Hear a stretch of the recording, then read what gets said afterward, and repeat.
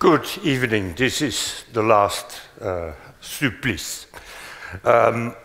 If you Google the word wrap-up or wrap, that's what you find. It's a piece of food which is nice and clean on the outside, but there's many ingredients in total disorder inside. And of course, flavored with personal taste. And this is the appetizer I will serve you before the reception, to which all of you are, of course, kindly invited. We have seen from the last talk the model of CERN, which was born, actually the convention was signed in '53, in July '53, under the umbrella of UNESCO. And you may wonder who signed for Belgium. Well, the credentials for signing the convention for Belgium were given to Jean Willems, professor of Universiteit Ghent, University of Ghent, and you see his signature here among the 12 founding members of CERN.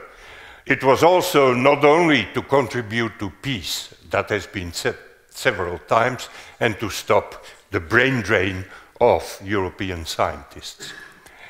The first synchrotron at CERN is the Proton Synchrotron, came into operation in 1959 and is still in use.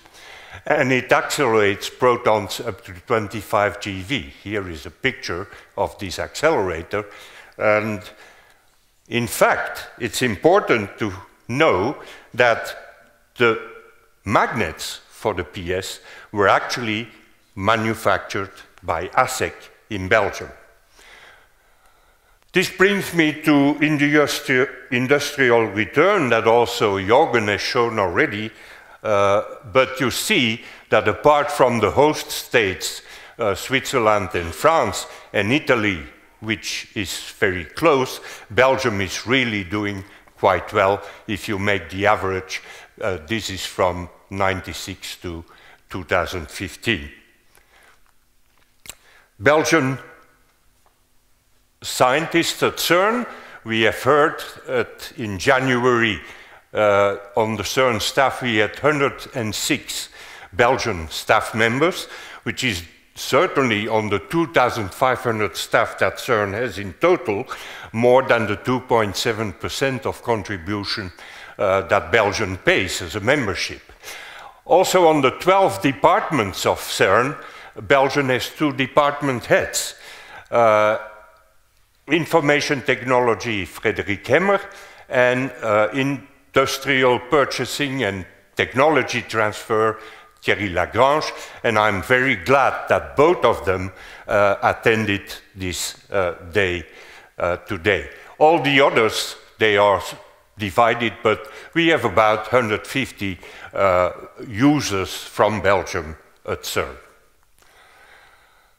Following the CERN model, and this Herwig Schopper has shown, again under the umbrella of UNESCO, to contribute to peace in the area, we had the Sesame project. You saw the energy, 2.5 GeV, with a circumference of 128 meters. If we listen to Wim Leemans carefully, in the future this would take only about 10 centimeters. And we also heard that a next step could be a Hadron Therapy center in the Balkan area. High energy or particle physics is a rather young research field. The first elementary particle that was discovered was end of 1800 by G.G. Thomson, was the electron. And this is the device he built, he developed and built to measure, in fact, the electric charge over the mass of the electron. So you have the electron source, which is a heated filament. You have an accelerator, electric fields to accelerate the electron, magnetic fields to steer the electron, and then a fluorescence screen where you make the spot visible, which is the detector. So already this CRT tube has all the ingredients of modern particle physics experiments. an accelerator, and a detector. And in fact, as you know, you recognize that for several decennia, this device was also the first spin-off. It has been the television, CRT television, in millions of homes. Now, the tendency is more to flat screen. Today, CERN is housing the largest and most powerful accelerator in the world, which is the LHC. Freddie Baudry has extensively shown this to us with the 4 experiments. All these are marvels of technology. We see on the right-hand side Geneva Lake, the airport of Geneva. In fact, this is a drawing of the tunnel, because Freddie told you the tunnel is 100 meters underground. You would not be able to see it on an aerial picture. Inside the tunnel it looks like this. It's the fastest race track on Earth. Several thousands of billions of protons travel at essentially the speed of light. They turn 11,000 times around the 27 kilometer, which means they pass 22,000 times the Swiss-French border, but nothing to declare. Jorgen has shown one of the 4 experiments to which Belgium united forces to participate in a significant way to the compact muon solenoid experiment, and the Belgian flags show where Belgian institutes and universities have built detectors to be put into operation at the LHC. Of course, the most famous of the spin-offs of CERN has been shown also by Ziggy Bethke, is the World Wide Web. It's already 25 years old by now, and a picture of Tim Berners-Lee. But what we should remember is that the group leader of Berners-Lee was a Belgian citizen, which was Robert Caillot from Tongeren, and he contributed to the development of the World Wide Web in a substantial way. I now turn to Hadron Therapy, that was also mentioned by other speakers. I just remind you that with standard X-ray irradiation, here you see the dose versus the penetration into water, and water is very close to human tissue. So if you have a tumor located, say, at 15 centimeter depth, if you irradiate with X-rays, you deposit a lot of those in the healthy tissues before the tumor, and also on the exit, you still irradiate the tissues behind the tumor. With protons or ions, we have this, what is called the Bragg peak, where you deposit essentially all or most of the dose at the location you want. And we have seen from our alumni that IBA, Ion Beam Applications, a Belgian-based company, is actually selling turnkey hadron therapy centers in the world, and is also heavily involved in the construction of the first one in Belgium, which is being built in Leuven right now. Just to remind you, what has CERN to do with this? Well, the Terra organization is promoting hadron therapy worldwide, and was founded by one of the former CERN staff members, Ugo Amaldi, from which I got this slide. And here you see again what I showed before. X-rays will put those, a lot of those, before the tumor and also at the exit, whereas with hadron therapy, essentially the dose is concentrated where it should be. Another project which I want to touch upon is the MIRA project at SCK Sen in Mol in Flanders. On the 7th of September this year, Belgium approved the project, certainly the first phase, and allocated 558 million euro for the period 19 to 38.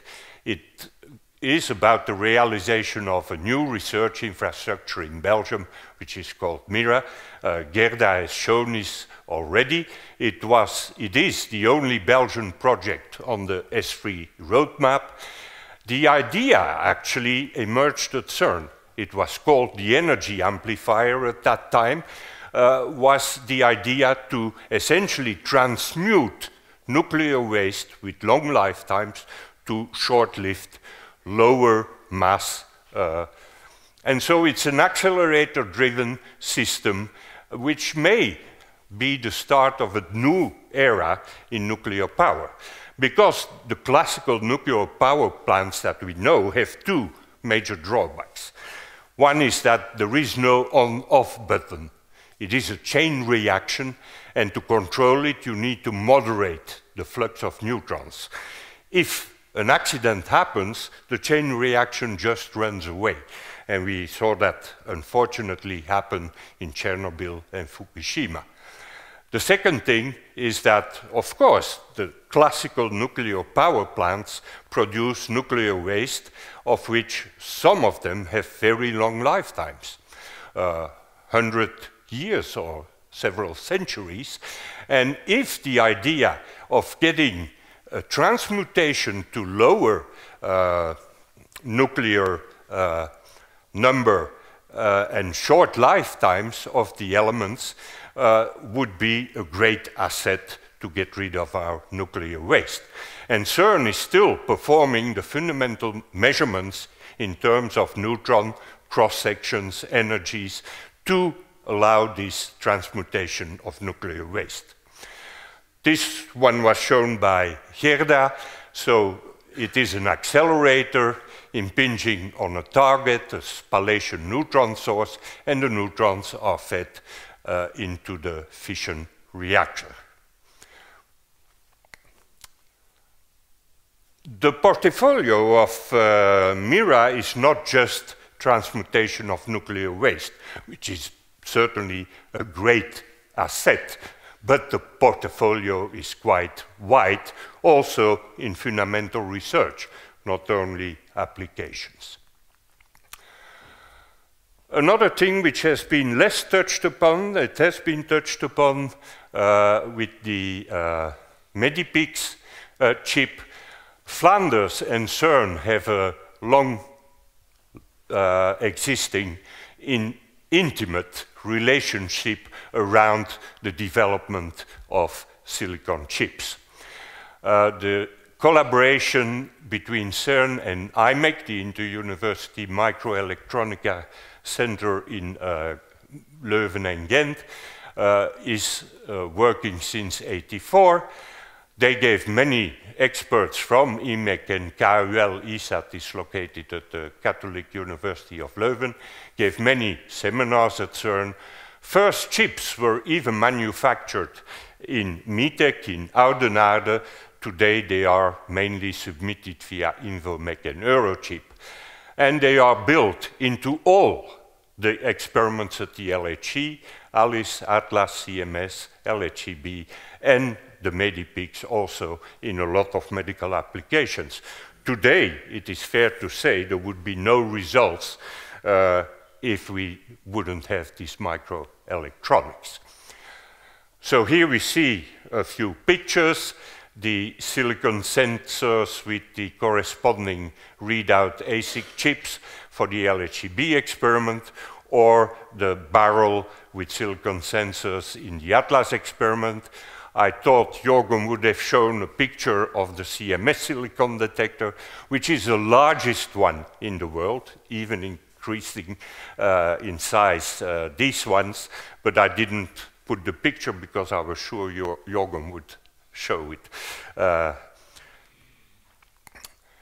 Then we come to the other important mission of CERN, which is education and training, and we heard this from Ana Godinho, and also our alumni showed how important it is to educate the scientists and the engineers of tomorrow. Now, those who go to CERN in their early career, what are the options? The options are very wide. You see, the many colors means the spectra of skills that you can develop at CERN is pretty wide. For doctoral students, the favorite is applied physics, and for the technical students, the favorite is IT, information technology or computing. Without any doubt, the crown jewel of high-energy physics and particle physics is what we call the standard model of particles and fields. I can be rather quick about it because we have extensively heard about it in Ziggy Bateke's talk, but I cannot refrain from showing this graph, courtesy to Alexander Séverin, which shows the citations as a function of time since the publication of the Brout-Angler paper published in '64. Initially, there was no interest, no citations from the scientific community. It lifted up a little bit when Glashow, Weinberg, and Salam had their unification of electromagnetic and weak forces through the their model. And then a few years later, and then it started lifting off, was the renormalization by Gerard Hooft, saying that in this model of Glashow, Weinberg, and Salam, there would be no infinite cross-sections, no singularities. But what finally lifted this number of citations was the experimental discovery of weak neutral currents. I was summer student at CERN 1971, and I did my PhD exactly on that experiment, the Gargamel experiment, that published in '73 their findings, which was the first virtual manifestation of the Z0, and I cannot refrain of, I found old pictures in the lab of one of the antineutrino electron scattering events. So in the final state, you only have an electron. This is an electron pictured in a bubble chamber, the Gargamel bubble chamber. It's an electron because you see all these photons being radiated off in the form of Bremsstrahlung. We had 3 million pictures of the bubble chamber to find 3 of those events. So the frequency of these events occurring on purely leptonic neutral current was 1 out of 1 million pictures, and during every picture taken in the bubble chamber, 10 to the power 11 neutrinos were crossing the liquid of the bubble chamber. So more frequent was the hadronic neutral current, in which you only have hadrons in the final state. The picture is not so nice, but this track, which could be a muon, no, doesn't, because it interacts right there. So you have only hadrons in the final state. I will be accelerating a bit the animation, but when I started in '71, the standard model looked like this. We had 3 quarks and 2 charged leptons and the corresponding neutrinos. We knew, of course, that the photon was mediating the electromagnetic force, and we knew that from particle decays, the weak interaction would be mediated by heavy charged bosons. And then now I will try to accelerate a little bit. In '73, the neutral currents were discovered, the Z0, which implied that there should be a 4th quark, which was discovered the year after, the charm quark. This gave rise to a theoretical mechanism which called the Jim mechanism. The tau lepton was discovered '75. The bottom quark, a 3rd generation of quarks in 1977. And that gave rise to the CKM matrix, yes. Well, I'm going backward. And then 78, the gluon, the mediator of the strong force, was discovered in Daisy, Germany, which gave rise to quantum chromodynamics. We had to wait till 1995 to have an accelerator powerful enough to produce the top quark, which is pretty heavy, about 180 times the proton mass. And then finally also in the year 2000, the tau neutrino. But the undoubted crown of the standard model is the Brout-Anglaire Higgs boson, of which the discovery was announced in 2012 at CERN, at the LHC. You see that on that road, which spans about 50 years, there have been quite some awards. Is that the end of the story? The standard model is not the end of the story. I think Ian has shown that. I think he left, but he has shown clearly that there are other things out there. He talked mainly about black holes, but the standard model allows us to understand about 5% of the matter in the universe. We have a quarter of what is out there, which is what we call dark matter. We don't know what it is, and 70% of dark energy. So I want to stop here because I don't want to repeat what other speakers said. It's time to come to the thanks. My first thanks go to you, the audience, for your presence, which is very rewarding. Of course, the Academy for having put confidence in me to organize this Thinkers program about the relation between Flanders, Belgium, and CERN. Of course, I also thank CERN because I had many interactions with many people of CERN to get the right numbers and all that. I thank all the speakers. I think we had a very nice day. And I also thank the steering committee that guided me through this process, which will end only, I would say, spring next year, when we are expected to produce a substantial report on this Thinkers program, which then will eventually go to the politicians. So the steering committee you have in your booklet. And of course, I also want to thank Ines Dua from the Academy and all the staff for administrative and logistic help.